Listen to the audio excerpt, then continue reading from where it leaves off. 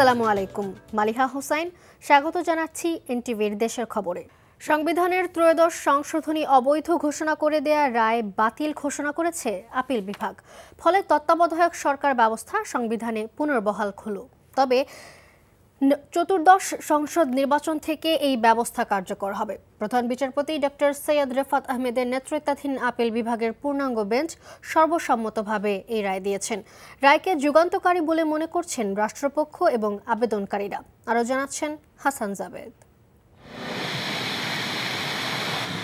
2011 সালে আপিল বিভাগের রায়ের মাধ্যমে তত্ত্বাবধায়ক সরকার ব্যবস্থা বাতিল করেছিল আওয়ামী লীগ সরকার।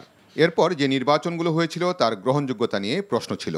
সেই প্রেক্ষাপটে জুলাই আগস্ট অভ্যুত্থানের পর আপিলের রায় রিভিউ চেয়ে আবেদন করা হয়। তার উপর শুনানি শেষে আপিলের অনুমতি দেয় আদালত। সেই আপিলের উপর 10 দিন শুনানি করে উভয় পক্ষ। বৃহস্পতিবার সংক্ষিপ্ত রায়ে তত্ত্বাবধায়ক সরকার ব্যবস্থা পুনর্বহাল করে আদালত। তত্ত্বাবধায়ক সরকার নিয়ে রায় হয়েছে।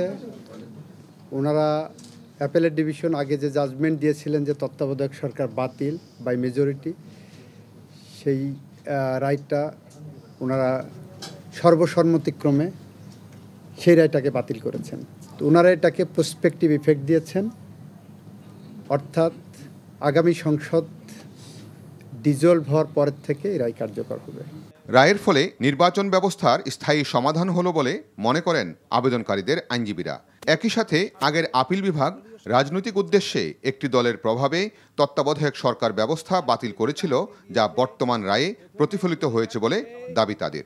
13 অ্যামেন্ডমেন্টটিকে একজন বিচারপতি রাজনৈতিক উদ্দেশ্য প্রণোদিতভাবে তিনি এই রায়টি দিয়েছেন এবং সেই রায়টি ছিল একটি সরকারের উদ্দেশ্যকে বাস্তবায়ন করার জন্য।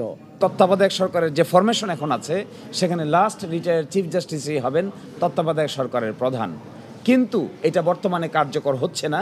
আপনারা ইতোমধ্যে জানেন যে জুলাই চার্টারে যেটাকে গণভোটে পাঠানো হচ্ছে সেখানে 4টি অপশন দেওয়া হয়েছে।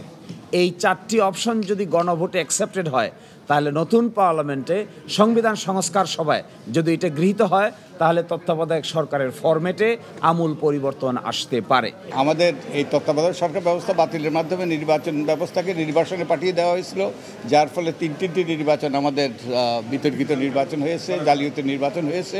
1996 সালে তত্ত্বাবধায়ক সরকার ব্যবস্থা অন্তর্ভুক্ত করে সংবিধানের ত্রয়োদশ সংশোধনী এনেছিল বিএনপি সরকার। 14 বছর পর তত্ত্বাবধায়ক সরকার ব্যবস্থা পুনঃপ্রতিষ্ঠিত হলো। এর ফলে নির্বাচনী ব্যবস্থার একটি স্থায়ী সমাধান হলো। একই সাথে তত্ত্বাবধায়ক সরকারের অধীনে অবাধ, সুষ্ঠু, নিরপেক্ষ এবং গ্রহণযোগ্য নির্বাচন হবে বলে প্রত্যাশা পুরো দেশবাসীর। Hasan Jabed, NTV news, Bangladesh supreme court, Dhaka. দেশের বিভিন্ন স্থানে নানা আয়োজনে দলের ভারপ্রাপ্ত চেয়ারম্যান তারেক রহমানের জন্মদিন পালন করছে বিএনপি ও সহযোগী সংগঠন। এই উপলক্ষে বরিশালে প্রজন্ম জাতীয়তাবাদী মুক্তিযোদ্ধা দলের উদ্যোগে গাছের চারা বিতরণ ও স্বেচ্ছায় রক্তদান কর্মসূচির আয়োজন করা হয়। জামালপুরে দলীয় কার্যালয়ের সামনে জেলা বিএনপির উদ্যোগে দোয়া মাহফিল শেষে 2 শতাধিক প্রতিবন্ধী শিক্ষার্থীদের মধ্যাহ্ন ভোজের আয়োজন করা হয়। বিএনপির ভারপ্রাপ্ত চেয়ারম্যানের জন্মবার্ষিক উপলক্ষে সাভারে দুস্থ অসহায় ব্যক্তিদের নগদ অর্থ প্রদান করা হয়। এছাড়া সিলেট সহ দেশের বিভিন্ন স্থানে নানা আয়োজনে পালিত হচ্ছে তারেক রহমানের জন্মবার্ষিক। সিলেটের কৈলাসটিলা গ্যাস ফিল্ডের 1 নম্বর কূপ ওয়ার্ক ওভারের মাধ্যমে নতুন করে গ্যাসের সন্ধান মিলেছে। এই কূপ থেকে প্রতিদিন 5 মিলিয়ন ঘনফুট গ্যাস জাতীয় গ্রিডে যুক্ত হবে বলে জানিয়েছে কর্তৃপক্ষ। কৈলাসটিলা গ্যাস ফিল্ডে 9টি কূপ রয়েছে। এর মধ্যে 1 নম্বর কূপে 1961 সালে গ্যাসের সন্ধান পাওয়া যায়। একবার বিরতি দিয়ে 2019 সাল পর্যন্ত কূপ থেকে গ্যাস উত্তোলিত হয়। 2023 সাল থেকে দেশের পুরনো কূপগুলো নতুন করে ওয়ার্কওভার শুরু হয়। এর মধ্যে সিলেট গ্যাস ফিল্ডের আওতাধীন 14টি কূপের ওয়ার্কওভার চলছে। প্রায় 4 মাস আগে কৈলাসটিলায় 1 নম্বর কূপে ওয়ার্কওভার শুরু করে বাপেক্স। দেশের বিভিন্ন জেলায় নির্বাচনের প্রচার চালাচ্ছে জাতীয় নির্বাচনে বিএনপি মনোনীত প্রার্থীরা। সকালে বগুড়ার গাবতলী উপজেলার রানীরপাড়া এলাকায় চেয়ারপারসন বেগম খালেদা জিয়ার পক্ষে ধানের শীষ প্রতীকে ভোট চেয়ে লিফলেট বিতরণ ও গণসংযোগ করেন চেয়ারপারসনের উপদেষ্টা হেলালুজ্জামান তালুকদার লালু। দুপুরে সদর আসনে বিএনপির ভারপ্রাপ্ত চেয়ারম্যান তারেক রহমানের পক্ষে মিছিল ও লিফলেট বিতরণ করা হয়। নাটোরের বিভিন্ন দপ্তরে অবসরপ্রাপ্ত শ্রমিক, কর্মচারী ও কর্মকর্তাদের সাথে মতবিনিময় করেছেন বিএনপির কেন্দ্রীয় নেতা ও 2 আসনের দলীয় প্রার্থী রুহুল কুদ্দুস তালুকদার দুলু। সিংড়া পৌর এলাকায় হাট বাজারে গণসংযোগ করেছেন নাটোর 3 আসনে বিএনপির মনোনয়ন প্রত্যাশী এনায়েত করিম রাঙা। নরসিংদী 1 আসনে বিএনপির মনোনীত প্রার্থী দলের যুগ্ম মহাসচিব খায়রুল কবির খোকন সদর উপজেলায় গণসংযোগ করেছেন। নেত্রকোনার বারহাট্টায় শাহতা ইউনিয়ন বিএনপির উদ্যোগে বিএনপি ও সহযোগী সংগঠনের নেতাকর্মীদের উপস্থিতিতে ডেমুরা উচ্চ বিদ্যালয় মাঠে নির্বাচনী কর্মী সমাবেশ অনুষ্ঠিত হয়েছে। এছাড়া ফরিদপুর ও জয়পুরহাট সহ অন্য জেলাতেও বিএনপির প্রার্থীরা প্রচার চালাচ্ছে। গাজীপুরের কালিয়াকৈরে গ্যাস সিলিন্ডারের লিকেজের আগুনে 5 জন দগ্ধ হয়েছে। দুজনের অবস্থা আশঙ্কাজনক হওয়ায় তাদের ঢাকা মেডিকেল কলেজ হাসপাতালের বার্ন ইউনিটে পাঠানো হয়। স্থানীয় ও পুলিশ জানায়, গতরাতে কালিয়াকৈরের রাখালিয়াচালা এলাকার মোতালেব ওয়ার্কশপে গ্যাস সিলিন্ডারের কাজ করার সময় গ্যাস লিকেজ হয়। এ সময় দ্রুত গতিতে গ্যাস বেরিয়ে পাশের চায়ের দোকানে আগুন ছড়িয়ে পড়ে। এতে মোতালেব ওয়ার্কশপের মালিক মোতালেব হোসেন, চা দোকানদার আলী হোসেন, চায়ের দোকানে বসা শফিকুল ইসলাম, শামীম আহমেদ ও শাহিন দগ্ধ হন। এলাকাবাসী তাদের উদ্ধার করে স্থানীয় হাসপাতালে ভর্তি করে। তাদের মধ্যে 2 জনের অবস্থা আশঙ্কাজনক হওয়ায় তাদের ঢাকা মেডিকেল কলেজ হাসপাতালের বার্ন ইউনিটে স্থানান্তর করা হয়। চট্টগ্রামের কাস্টমসের সাবেক রাজস্ব কর্মকর্তা উত্তম কুমারের চেয়ে তার স্ত্রী গৃহবধূ শিল্পী রানী সরকারের অবৈধ সম্পদ 4 গুণ বেশি। তবে শেষ রক্ষা হয়নি তাদের, আটকা পড়েছেন দুদকের জালে।